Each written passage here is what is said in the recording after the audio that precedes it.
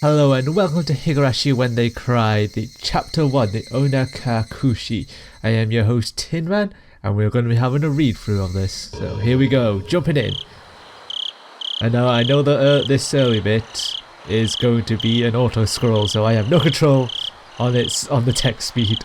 So welcome to the world of Higurashi When They Cry. The Onikakushi arc will be the opening inviting you to this world. Don't play tough. Please just enjoy life in Hinamizawa to the fullest. The difficulty is extremely high, but I hope you enjoy the reward. I think it's like, damn kids mocking me. Wonder how hard it's going to be.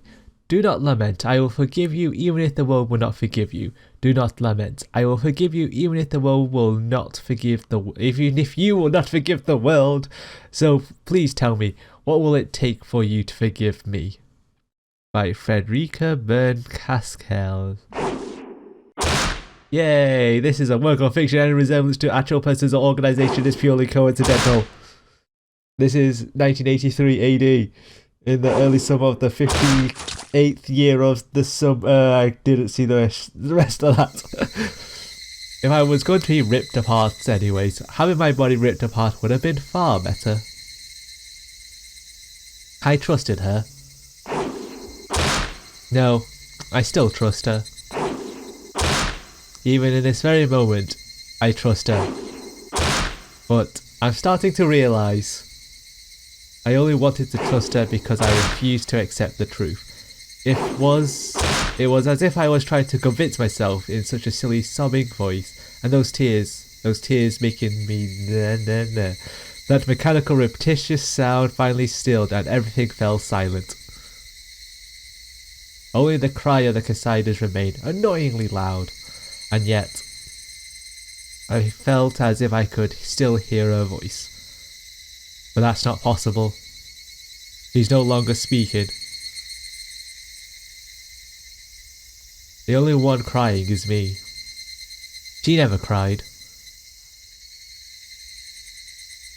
Even when she repeated those words over and over, she never expressed any emotion because there were none to show.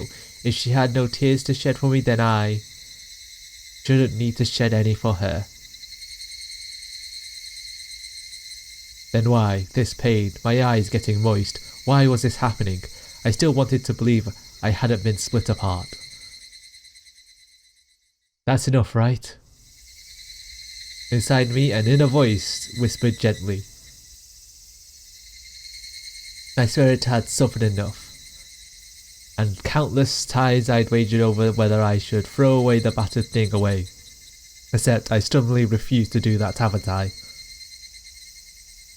I feel better if I threw it away. Even knowing that, I chose to believe, didn't I? Only I can understand that painful struggle and appreciate it. Hey me.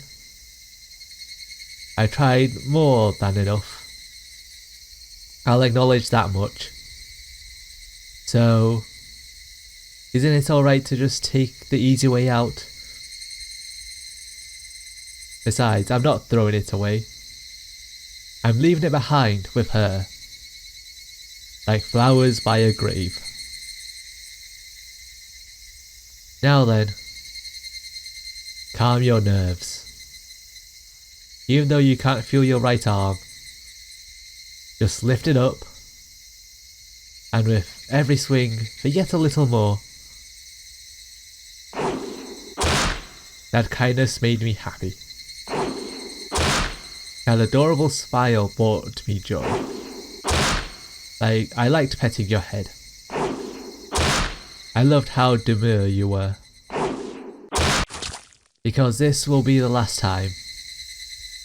Because when I swing this down, I'll forget. This is my first and last bouquet for you.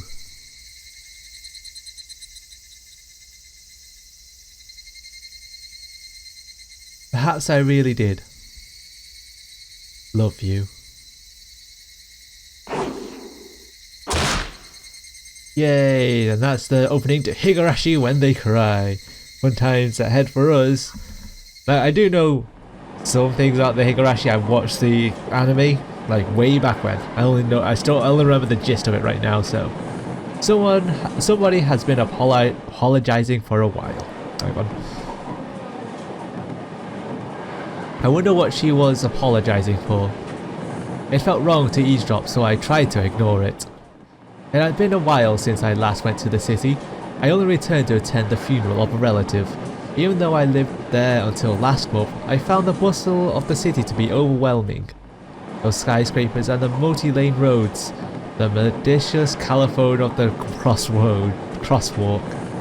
Even the campaign speeches blaring in front of the station felt nostalgic.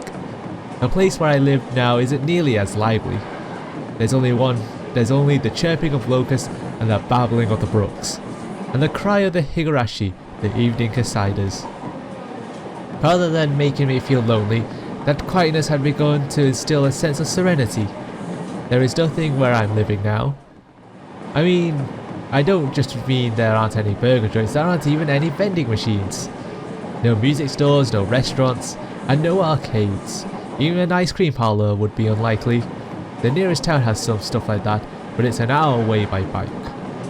But come to think of it, it wasn't really a big deal. There were music stores and arcades and ice cream parlours, but it wasn't like I ever hung out at any of them. Had I lived in the city for 10 years, I'd never once been to an ice cream parlour. That's kind of sad, whoever we are. That's it, Keiichi is his name? Hey, that's the main character's name? Oh, we'll find out sooner or later, I guess. I should have gone at least once. It's only now that I'm starting to regret that a little. Somebody is still apologising. Who is she apologising to? He's apologised so much, so just forgive her already. There's no reason anyone should ever need to apologise so much. I started to feel a bit annoyed at whoever was refusing to forgive her. No matter how bad the mistake, there's nothing that can't be forgiven. There is no such thing as an irreparable mistake. You just need to be more careful next time. He's still apologising, even now. Then, has she really done something that can't be fixed? I have no idea what she done, but if it can't be fixed, then it's all the more reason to forgive her. No matter how much she apologises, nothing will change. But even so, she keeps apologising with such a heartbreaking voice. Hey you, the one she's apologising to. Why don't you just go ahead and forgive her? She's apologising in such a pathetic voice. Keiichi, we're almost there. Yeah, I was right. Wake up! I was finally aroused from my nap by my father's prodding. Wonder what she was apologising for. It seemed the train had reached its final stop. Also, was it a dream that we were having? Because we were having a nap then. Also, we finally got to see the watercoloured backgrounds of this game. We spent hours riding everything from the bullet train to the local routes. It was hard to believe that the landscape beyond the window and the city I was in half a day ago were in the same country. No, that they were even from the same era. From there we'd take a car deeper into the mountains. Driving off into the countryside we go.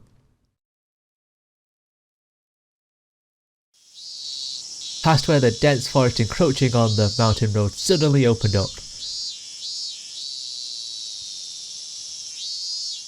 There, where I live now, Hinamizawa.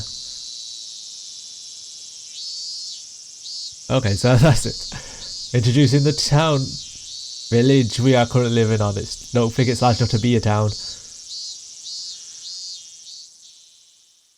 I know that the place that this is based on is actually real, but I'm not sure if it's currently populated, if at all. Even though we were approaching summer, the morning air still had a frigid bite. Although in exchange you could fill your lungs up with clean, crisp air. Flipping open a window, I was greeted with a verdant expanse. Nothing but trees. The neighbouring house was far away on the other side, so I was probably the only one enjoying that view, and that air, that delicious, delicious air. I filled my lungs with another deep breath. Since I started living in Hinamizawa, I learned that even the air has its own taste, better than that polluted air that we city-goers are used to. I quickly finished and getting ready for school and headed downstairs for breakfast. This is such happy music. Boy, I can't wait for the contrast to this later. I do know Higurashi is incredibly bloody. I remember that much. My mother was the only one there. My father was nowhere to be seen. He was probably up working until the early morning. Dad had a rather unconventional job as a painter. It's such a laid-back profession. Maybe back in the 80s it was, maybe. Get up when you want, sleep when you want, work when you want. I was a freelancer as well on top of it. I was so jealous of that easygoing lifestyle. I even wrote for school that I wanted to be a painter when I grew up. Dad was ecstatic about that. It was just because it looked easy. I'd never tell him that though. Mum laid breakfast out on the table. Seaweed, pickled vegetables, raw egg, and a grilled salmon. What do you do with raw egg on a breakfast?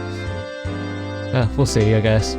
My mum was such a good cook, it was scary. A perfect, immaculate, ideal breakfast. Unlike my dad, who didn't even know the meaning of the word schedule, my mum never squandered any time or effort.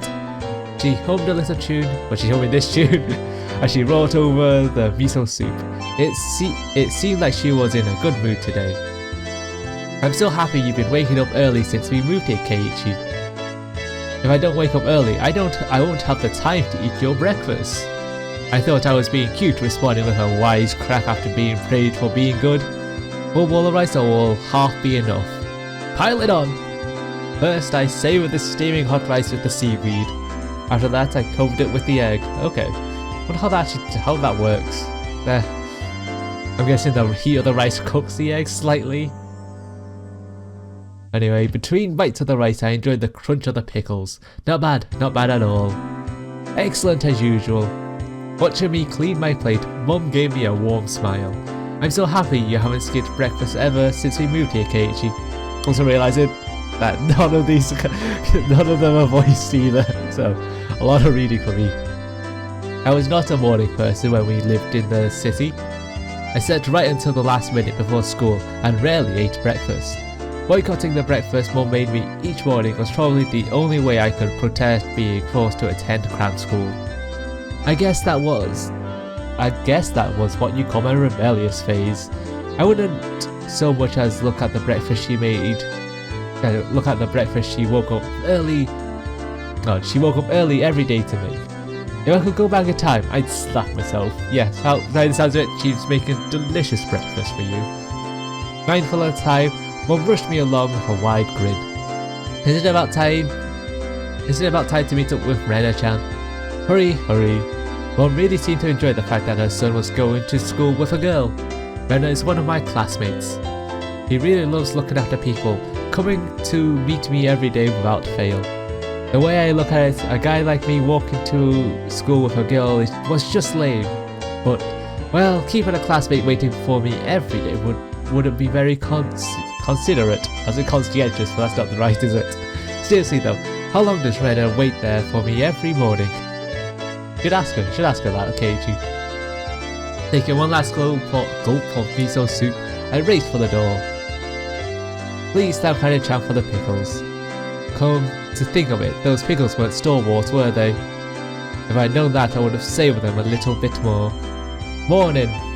I know, but if you kept savouring them, you would be late and Rena would be waiting there for much longer.